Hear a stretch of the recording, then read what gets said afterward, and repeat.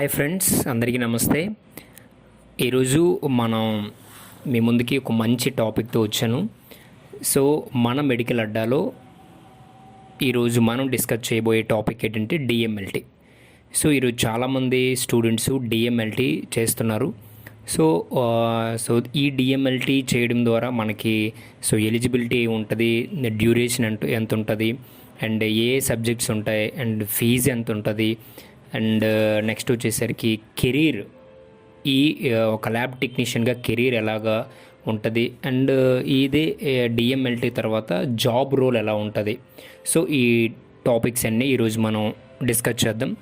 So first మనం చూసుకునేది DMLT అంటే diploma in medical laboratory technology.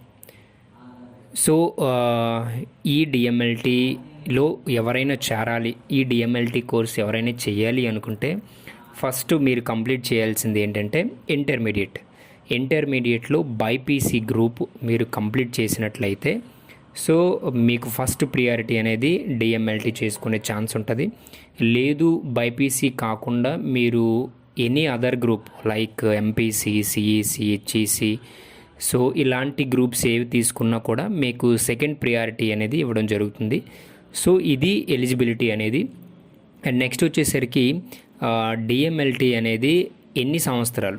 So DMLT అనేది 2 years అండి, 2 years డిప్లొమా కోర్స్.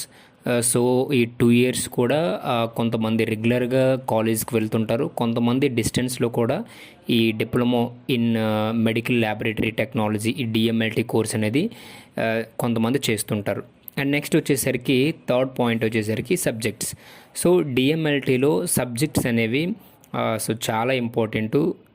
సో ఆ సబ్జెక్ట్స్ ఏంటంటే pharmacology, blood banking, haematology, microbiology, biochemistry, histopathology, physiology and pathology.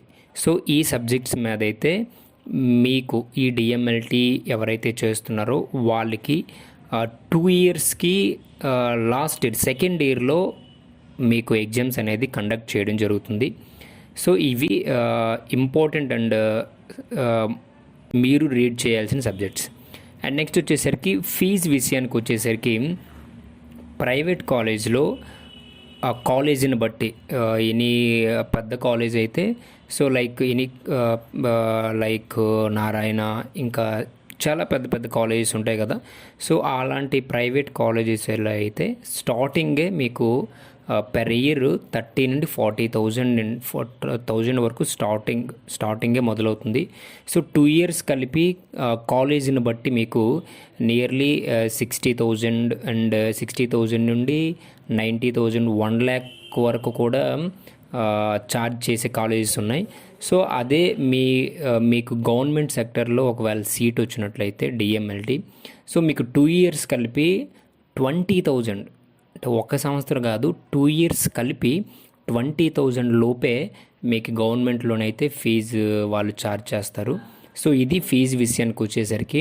And next వచ్చేసరికి job role. After DMLT తర్వాత job ఏం చేయాలి, after DMLT తర్వాత lab టెక్నీషియన్గా చేయొచ్చు, అండ్ ల్యాబ్ మేనేజర్గా చేయొచ్చు, ల్యాబ్ ఇన్ఛార్జ్గా కూడా మీరు జాబ్ రోల్ అనేది చేయాల్సి ఉంటుంది. అండ్ నెక్స్ట్ వచ్చేసరికి కెరీర్.